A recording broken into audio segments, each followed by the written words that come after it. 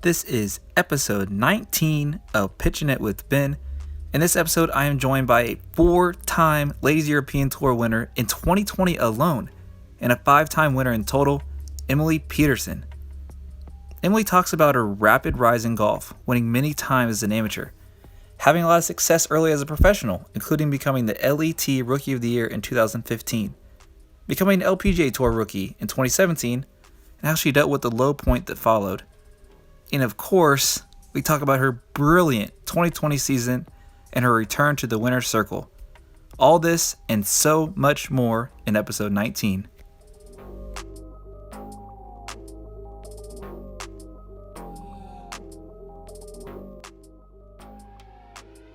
I am very happy to be joined today by LET member. She's played on the LPGA, professional golfer. She's played at a very high level. Emily Pedersen. Emily, how's it going? Good, thanks. How are you? I'm doing well. You know, I'm been pretty cold lately. I'm up here in Indiana. You look very cold.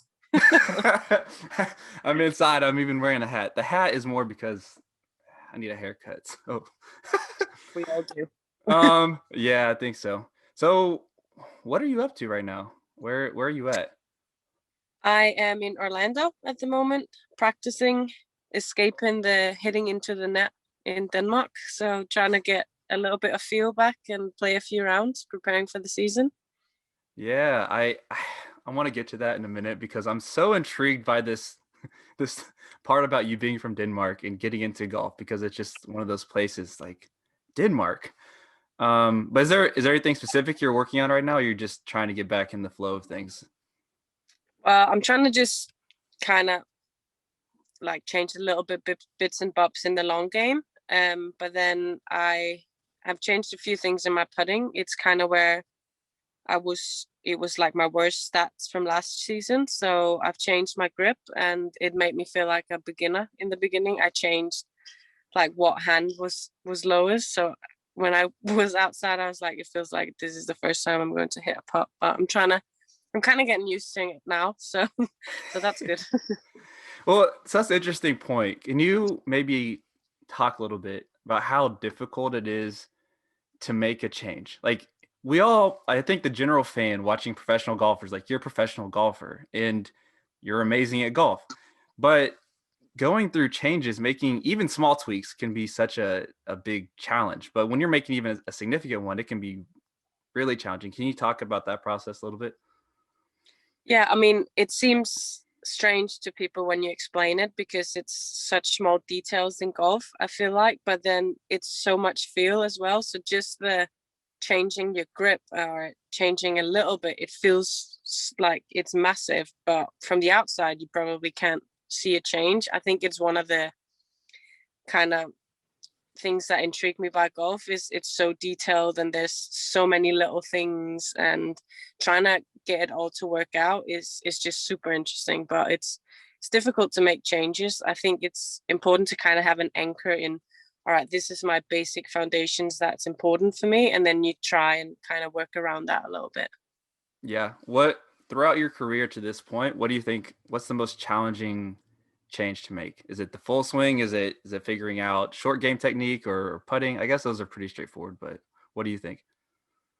I think it's the long game to kind of think, because it's such a big movement compared to like a chip or a putt. Like, not that chipping and putting is not important, but I think a good foundation in the long game, in the swing, will make it a bit easier to do the chipping as well. Will give you a little bit better feel around the greens and on the greens. So definitely that you have a good foundation in the long game, I'd say.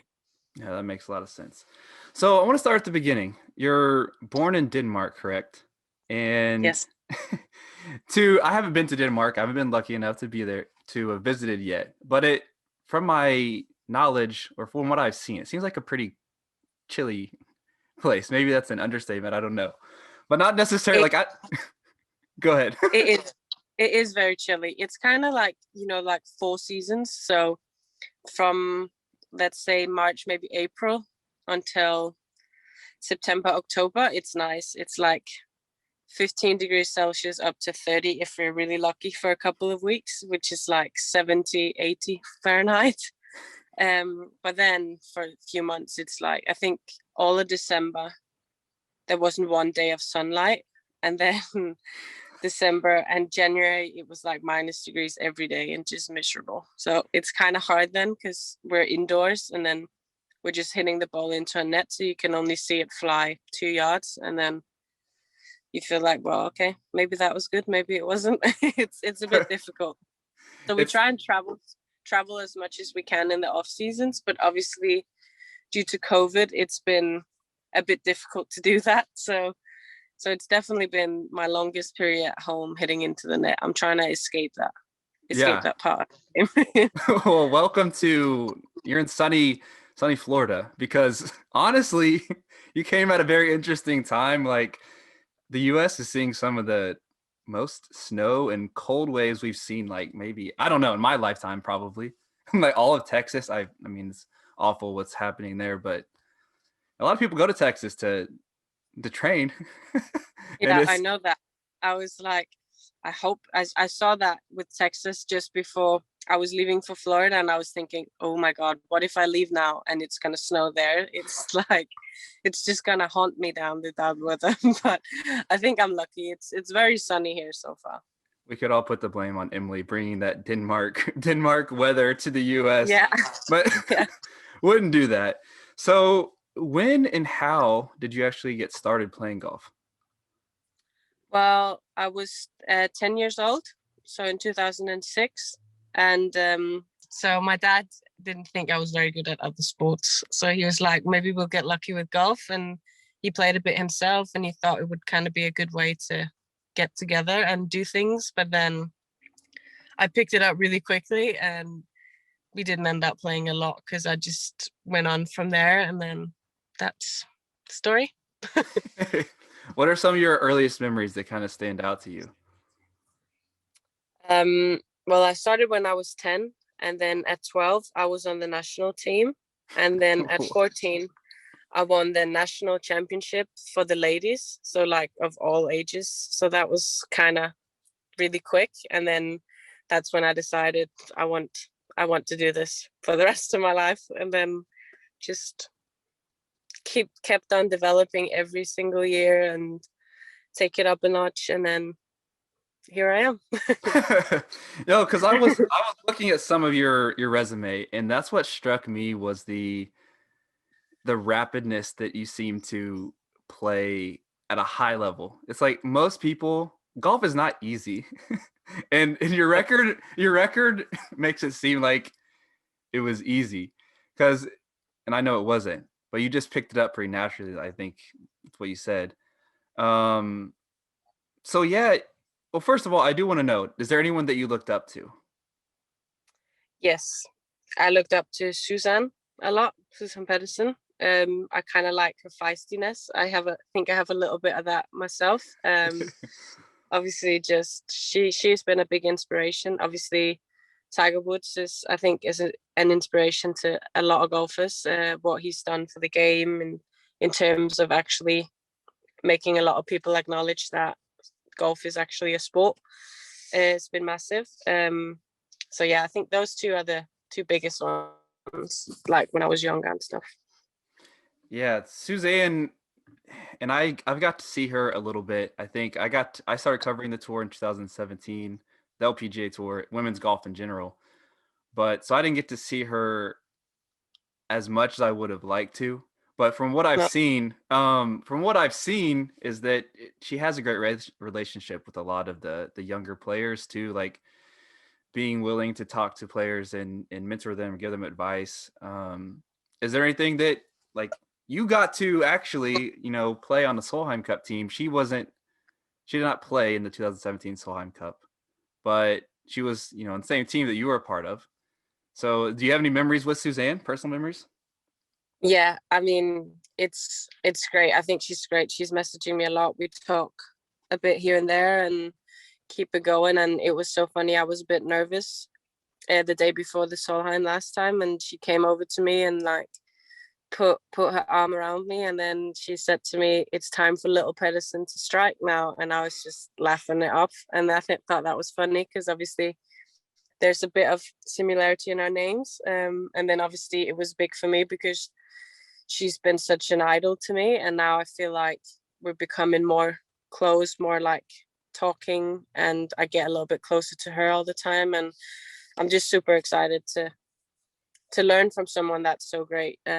So that's good. She can be a little bit intimidating, but once you just crack a joke with her and give her a little bit of shit, it's like you're under the skin, and then we can do that a bit. So that's good, I think. Yeah, I would say that in golf, in women's golf, from my experience, like I've got to know a lot of people, right? A lot of players, and there's not too many individuals that have like this aura of intimidation. She's definitely one that did Yeah. carry, like, you can feel her presence, I think. And it's one thing, like, for instance, I take pictures, I'm a photographer, and I do some writing and, do interviews as well. But the taking pictures part, it's like, okay, like, I'm not making any mistakes. No. While Suzann's on the tee this time, like, I'm no Yeah. early clicks. I don't want to take any chances, just kind of stay out of the way. But, Yeah. But but she's what, good. She yeah, she she she's so nice, and she's so much fun, and I really do respect the fact that when you're in the zone, you're in the zone, but then you can chill out a bit more when you're off the course. And I think she's great for women's golf, and I think she has been, and she still is. So that's good. 100%. Like, and part of that, I think everyone, like, she's not a villain. I was about to say, like, you need heroes and villains. She's not. I wouldn't call her a villain, but she is No. having an intimidating factor about you because there's not as much of that in the women's game for the most part. I think that it's nice to have some contrast. It's cool to watch as a spectator too. Like, oh, Suzann's heating up, and wow, what a way to finish. Do you like the Solheim Cup, like a walk-off putt? Oh my God. I mean, I think that's everyone's dream, to end your career like that. It's so memorable. And I'm so happy that she got to experience that. And it must have been so special, even with her little boy being there as well. It's just, I mean, my dreams to finish like that. I think everyone is want to finish like just in the most memorable way. It was amazing, and it gives me chills to talk about and to see all the clips. So that I'm so happy that she got to experience that. Yeah, the chills. Like, I feel that way too. I can't tell if it's because I'm like cold or of the story, but I Well, no, I'm definitely not cold. it is the story. Um, yeah, it's just what a way to finish. So, but getting Yeah. back to you, so you had this very successful amateur career and capped off 2014. You won the women's amateur championship. At that time, it was the British ladies amateur. Is that Yeah. correct? Yeah. So you said pretty early on, I think you knew you wanted to be a professional golfer, but when did you first want to be a professional golfer? And then when did you know you could be a professional golfer? Well, I think in around 2012, I started to win a few tournaments internationally. So it wasn't just in Denmark anymore. And then that was kind of when I thought, okay, I'm not just good in Denmark, I'm also good in Europe. And I played a few events over in the States that I won as well.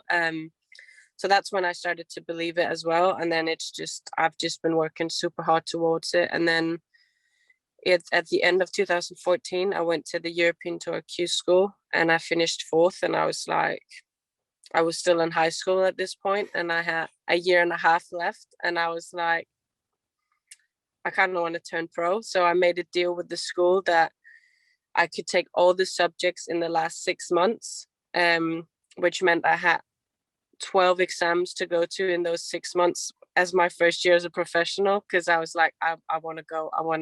I'm ready to go professionally. And the school agreed to it, which was good. But it was tough 6 months. Oh But my I got goodness. my high school degree, and I'm pro, and that's good. Congratulations. I'm glad you got that all taken care of. So wait, Yeah. you finished up all that like extra high school, all everything in 2014 or 2015 when you 2015. oh So the my first goodness. 6 months of 15. Yeah.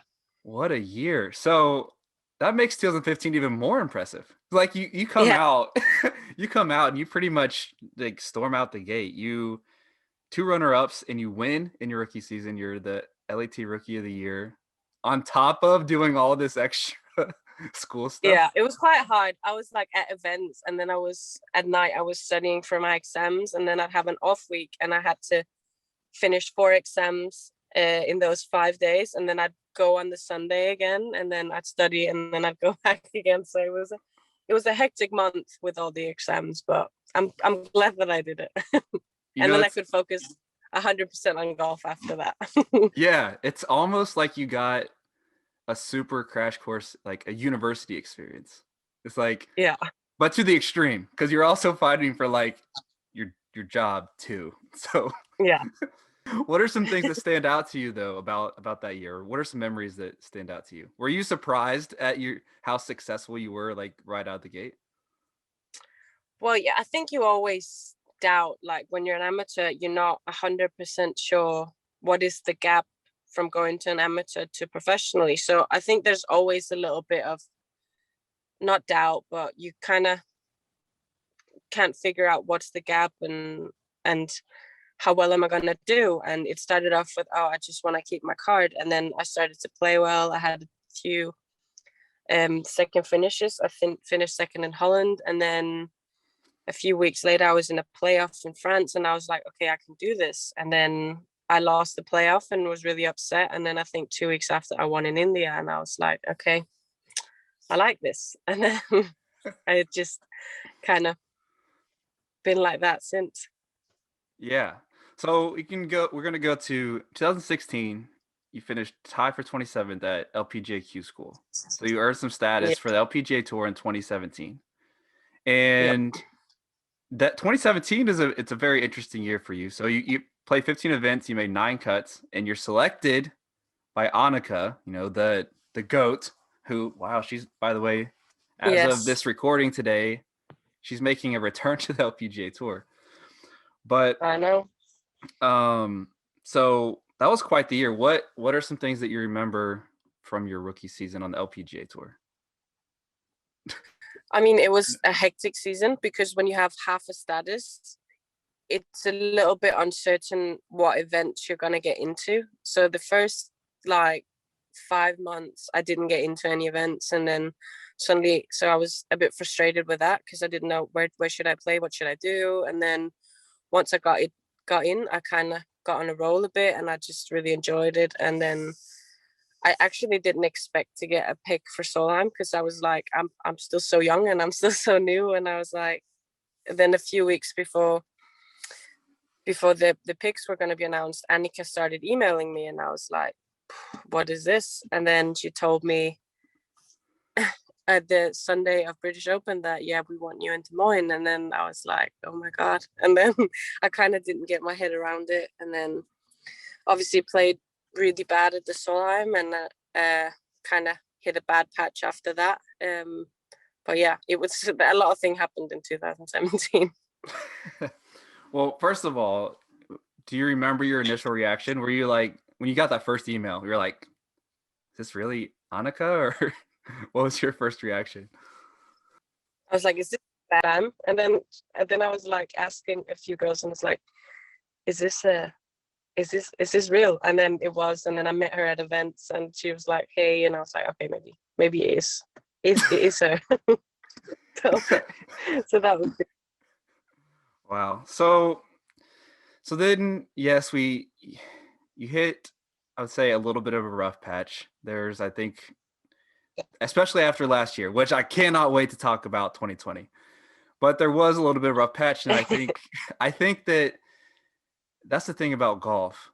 It's one of the most infuriating, frustrating, but at the same time amazing sports, because it brings every element of the game of life into it, like the physical aspect, the mental aspect of everything.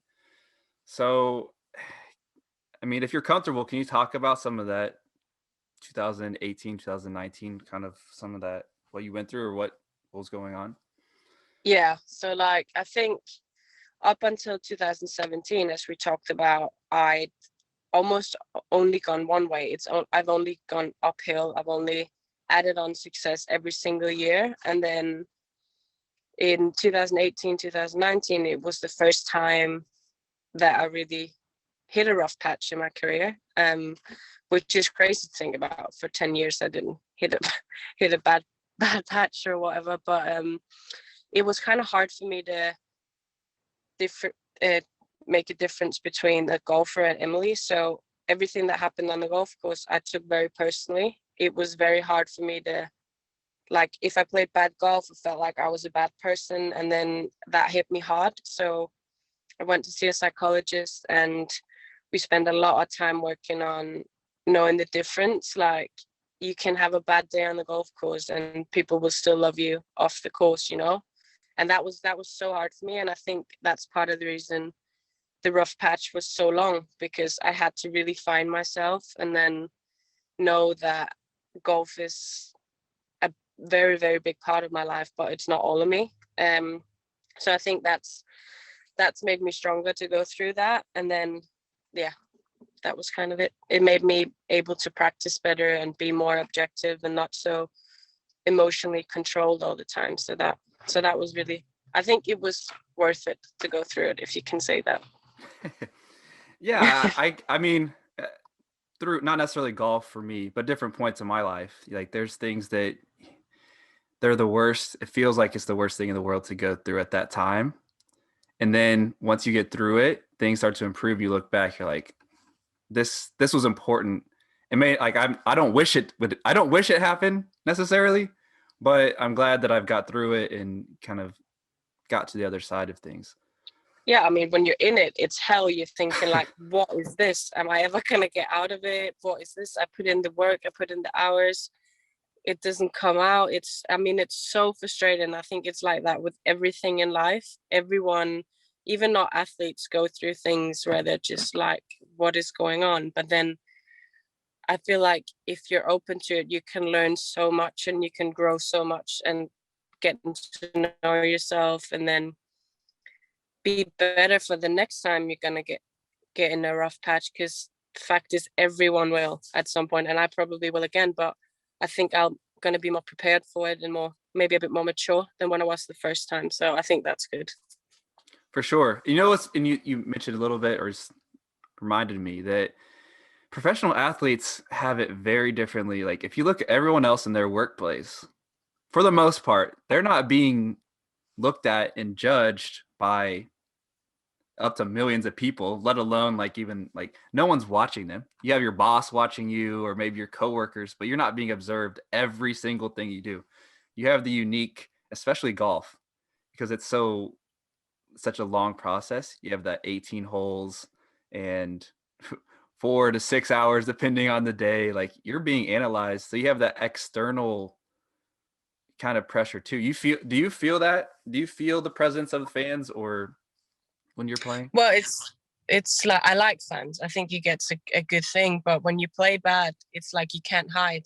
If you have a bad day in a workplace, it's like, yeah, you have a bad day. Maybe one person knows, but when we're having a bad day, everyone knows. Everyone wants to know, why can you not perform? And you have to be accountable to so many people. And sometimes you're just like, well, I don't know. I'm trying to figure it out myself, what's going on. And then I have to answer all these questions and stuff like that. So that's rough when you're going through a hard time. It's like, I had so many times in those 2 years, I was called up by journalists and they were asking, so what's going on? What is it that's not working? And so many times I was like, well, you tell me, because I'm trying to figure it out myself. It's like, you have to come up with things and say, well, this is why. But sometimes it just takes a while as well to figure out, well, what is it that's going on really?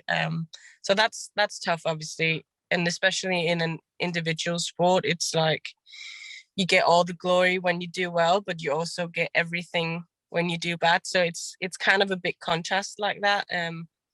But I mean, at the end of the day, it's worth it.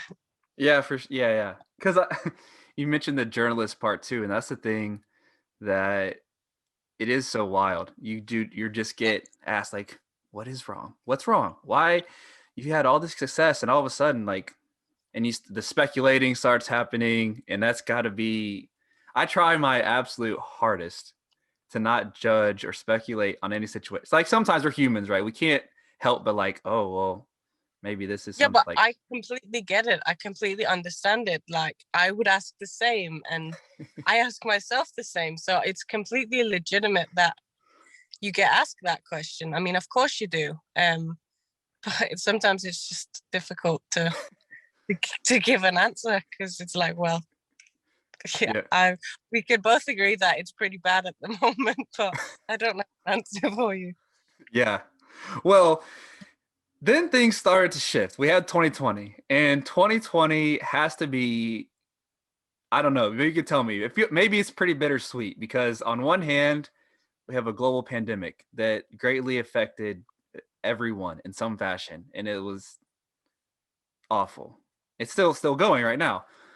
But for you on a golf level, there something happened. There was a bit of a switch. And I remember seeing, it was one of the first headlines I remember seeing, especially of you last year, was on, how do you pronounce it, the Echo Tour?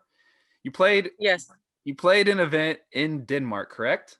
Against the men, yes. and you won. And I thought, like a lot of us that follow women's golf, this is awesome. So you start out your year like that. And well, first of all, can you talk about that week, like competing against the men and pulling out a victory?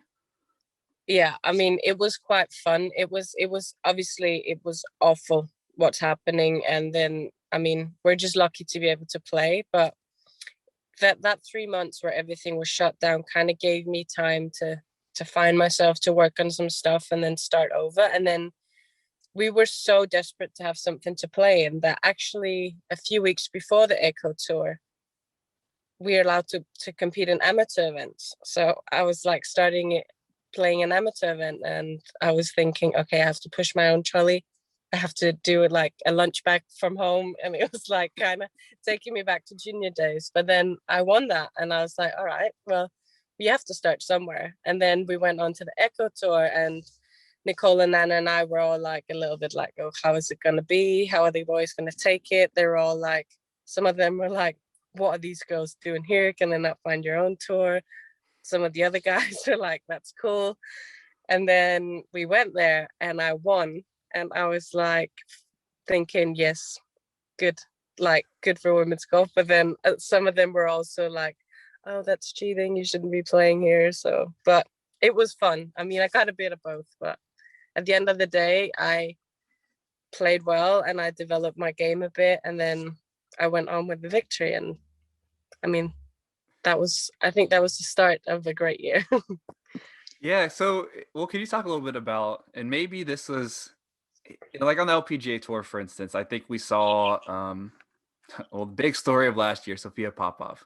She wins the Women's Open after really she didn't even have LPGA status, and I know that that's a whole like another story, but she started out during the break, the LPGA break. She was playing mini tour events, and she won a couple times. And these aren't necessarily like the super deep fields on the high level golf courses, but you're still competing. So can you talk about like getting those competitive repetitions, how important that is, and then just mentally when you start to get that winning feeling again, it doesn't matter where or who you're playing against. It's still winning, and you're learning going through that process. Can you talk about how important that is? Yeah, I think it's massively important because winning is always difficult, no matter who you play against, no matter what tour it is, you still have to get it done. And that feeling of getting it done and succeeding and finishing on top of the leaderboard is just helps you build confidence. And even though it's a small event and even though you dream of something bigger, the little steps on the way, I think, helps build confidence, helps believe in yourself, believe in your game. And I think that's massive in like building up to the ultimate of winning a major or winning multiple times in the LPGA. I think you have to take it small steps at a time. And if you can win on smaller tours, it helps you believe that, well, if I can win here, I can also win on another level. Yeah. So you mentioned smaller steps, but there's also a big step that I noticed. I was looking at some of these results. So in 2019, at the Czech Ladies Open, finished 110th, and then in 2020 pretty different story. come Yes, out I come know. out with come out with a victory. So like 110 spot difference. So that was kind of like one of the moments. And then also seeing you on the big, I was quote unquote big stage, but the LPGA with along with OT, but you had the Lady Scottish Open, and Yeah. you get into a playoff, and up Stacey Lewis made a great putt. She made a great putt, but can you talk about that week? I don't know what you felt. To me, when I watched you back, I was like, oh, this is kind of like a welcome back. She's like, I'm back on the tour that I was on. It's been a couple years since I competed full time or even like at all. And like I'm back with a lot of, like her game is she's showing that she can play with the best in the world. Can you talk about that week? Yeah, I mean, it was because obviously I'd won the two smaller events at home. But then I knew my game was good, but then it was also like, all right, but then what when you're put in against the best in the world, what when you're put in on the top level, can you compete there? And it was just massive for my confidence to show that it's not just an amateur event I can compete in or a men's event. It's like I can compete on the highest level I want to compete in. And that was very good for me. And I was super proud to come back and do that. And then to build on from there, because it kind of showed that I'm I've gotten through this rough patch. Like now this was my best finish on the LPGA ever. And then I went back onto the British Open the next week and it was my best major finish. And then the week after that, I won again after 5 years of not winning. So that whole month of August was just so important to me because it showed me you're through the rough patch and you're not just through the rough patch getting back to the level you were before. You're actually better and you've actually grown. And that was I was really proud of that month. Yeah, it was just an unbelievable stretch of golf. I think no, I don't think I know. Like you were the hottest golfer in the world at that time. Like because you went on this stretch where you won, then you finished third the following week, then 15th. Oh, so Yeah. poor, but not. It's still good. Then 41st, but then Yeah. win. Yes, I know. Athletes sometimes talk about like this zone. Did you feel like you were in a zone of some sort? Yeah, I felt like I was just I was obviously very confident in my game. And then I think we had a 6 week break between France and Dubai. And I was like, kind of, it was kind of weird coming back because when I came to Scottish Open, I was like 500 something in the world and there was no attention on me. I was not in the spotlight at all. And it was kind of like that for a few weeks. And then 6 weeks gone past and I come to Dubai and I'm just one and I was just back into this zone where I was like so high up in the world. I jumped like 300 spots or something. And then I kind of had to find my grounding a bit again in Dubai and had obviously a bad week, but then it just, I just had a zone of, all right, let's go. I can do this. And then I was just in that zone for the last 3 weeks of the year, I think. And it was just like, I believed I could win anything kind of at that stage. Yeah. So you mentioned during some of that rough patch that you had, you would have the media journalists like reaching out to you asking like what's wrong. But then you go to 2020 and you start winning all these. So you have the opposite now. It's like you have a lot Yeah, of attention for the other reason, which is I think that's the goal of everyone. That's the best kind of that's a attention. lot better. That's a lot better. So did it take a little time to adjust to that, or did you feel you're just happy that you're in the moment, so you're enjoying everything that was going on?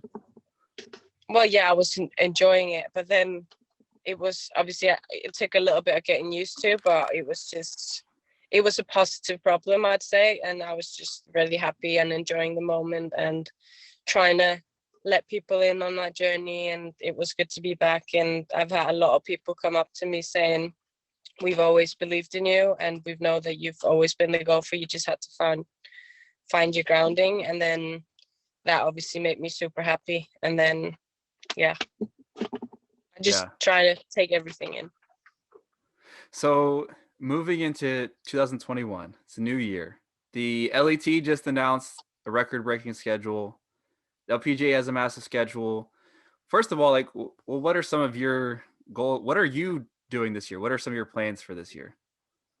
That is the $1 million question, because I'm trying to figure that out myself, because obviously the main goal is that I get full-time back on the LPGA. So I'm not going to lie, that's the main goal for the season. But I'm going to be into a few majors. So I'm going to play all of the majors I get into. Might get a few invites of the LPGA, hopefully. And then I'm going to play a bit of Symetra to kind of warm up into A&A here. So I'm playing the first 2 Symetras, then I'll play A&A. Then I'll probably play a couple Symetra more. And then obviously I really, really want to qualify for the Solheim and for the Olympics. So I'll play that as well. And then we'll see where it takes me. If I have to go through Q school or what it is, because it's hard for me to, I mean, I could play a full season on the Symetra, but I love competing, and I love to compete on the highest level. So I wouldn't want to say no to playing a major and to compete against the best in the world, because I think that's what's going to develop me as a player. And the more you get to play against the best in the world, the better you become as a golfer, the more you learn. So that's not something I was going to give up, which means I'm probably only going to be able to play half the season. And if I do great and finish in top 10, I'll get my card that way. But I'm also prepared that I might have to go to Q school at the end of the year. So I'm just trying to learn every week, get better, come out. Like, the ultimate goal is constantly to become a better golfer, regardless of what tour you play on. And I feel like if I keep developing, if I keep adding on layers to the golfer that I am, at some point the LPGA Tour can't avoid me anymore. So I will crawl my way back in there, I think. Yeah, I totally agree. Do you have any thoughts about trying to Monday qualify at all, or? Yes, I was going to try and qualify for this week and next week, but because the fields are so limited, and because they don't go off world ranking, I don't really get into them. Obviously, if I get the chance, I will try and take it. But yeah, I got you. It wasn't enough these 2 weeks. So to get to like the back end of this conversation with you, I want to talk a little bit of things that aren't necessarily all about golf. So what are you doing if you're not playing golf? Oof. I like to go on hikes. I am a massive foodie. I love to go out for meals. I love to make meals. I love to just chill out. We don't have, I mean, there's not a lot you can do when it's a pandemic, really, but yeah, these are the things that I enjoy a lot. Just catch up with friends, talk about something else is something I really enjoy. Yeah. Do you Travel. have any? I love to travel new places. Obviously, that's not been an option in the last year, but normally I always go on 1 or 2 trips to a different year, or to a different place every year. So I went to South Africa, and then a year after that, I went to Iceland, and I just really love to go and explore different places. And I kind of want to travel somewhere every year that's new, if I can, even if it's just for a couple of days. So that's something I enjoy. So hopefully we'll get control over this pandemic and everything can go back to normal. Yeah, for sure. And it's funny that you mentioned that 1 or 2 new places each year, new places, and being a professional golfer, playing on the LET, having played on the LET and LPGA, you travel a lot. Yeah, well, I do travel a lot, but sometimes you don't really see places. You see Right. the golf course and you see the hotel, but I like to travel or go on a few trips where you can actually see the place and you can experience the nature and you can try different things. Like sometimes you don't want to try lots of different foods in case your stomach gets upset. And I just like, if you have a few days where you can do that and just really like go full into it and really just be present in the place more than the golf. I enjoy that. Right. But yeah, I think it sounds weird because obviously I get to see a lot of places, which I I'm knew also grateful for. I knew what you meant though, like non-golf related trips, because Yes. it's kind of like Yes. self-explanatory. Like or it's a given that we know that you're going to travel a lot with the golf. But Yeah. since you've traveled so many places, what are a couple of the places that stand out to you, and what are a couple of your favorite memories that you have? Well, I love South Africa. Just to go on safari and just for hours sit there and just look for animals. It's like the most calming and soothing thing I've done in my life. I really, really enjoy Iceland as well. Was beautiful. It's just a little bit cold for my liking, so I probably won't go there in the winter again. But it was impressive. But then it's crazy. I really like home as well. I think when you travel so much, I just really appreciate Denmark. I appreciate being in Copenhagen, and being at home is just really special to me as well. Yeah. And I think getting the chance to travel, you said you're a foodie. Do you have any, like, what are some of your favorite foods that you've had? Or what's your go-to meal if you can have one? Well, pasta is the last thing I'm going to eat on this earth. I love pasta and Italian food. And then I really like Japanese food as well. Korean barbecues, stuff like that. I really like that. Just anything that's like been given a lot of love I'm happy to try. Yeah. So yeah.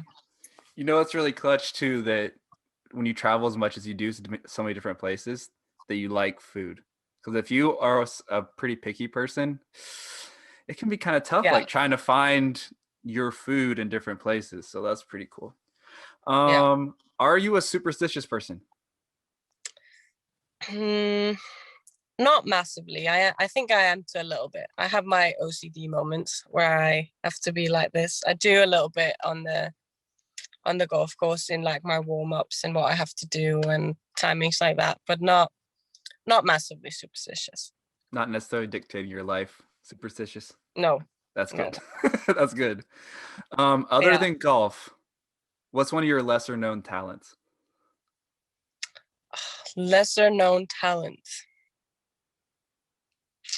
I don't know if it's a talent, but I'm actually an 8th Chinese. I know the blonde hair and the blue eyes is making a lot of people not believe that, but I am. My great granddad is from China. Wow. So yeah. That's a fun fact. Talent. That's a fun fact. Talents. I don't have a lot of talent. What about other than golf? I'm not sure about that. There's something. You said you like to cook? No. Probably a pretty good cook. I can cook pasta. I cooked pasta for everyone last night and it was success. I don't I'm better at eating it. I'm better at appreciating when others eat it. That's a talent too. Eating food's a talent too. Okay. Rapid fire questions to wrap things up. Early golf or twilight golf? Twilight golf. Coffee or tea? Coffee. Breakfast, lunch, or dinner? Dinner. Your favorite dessert? Crème brûlée. Ooh. Okay, and last one. 2 hole-in-ones in one round or course record? Course record. Nice. How many hole-in-ones do you have, by the way? 2. So that would be all of them. I've not had a hole-in-one in 7 years, I think. Do you have any do you have any course records? Yes, I have one in Sweden last year when I played like a Swedish tour. Nice. Then I've had some other places, but I think maybe they've been beaten. I don't know. Hey, but if you set a course record, you set a course record. So that's pretty cool. Well, Emily, thank you so much for taking some time from your precious warm weather time. Thank you for talking. No worries, that's all. Best of luck the rest of this season. Hopefully I'll be allowed to get out to tournaments. I'll see you somewhere down the road. So Yeah, perfect. That would be nice. good luck. Thanks for talking. Talk to you No later. worries. Bye. See Bye. ya. Thank you for listening to episode 19 of Pitchin' It with Ben.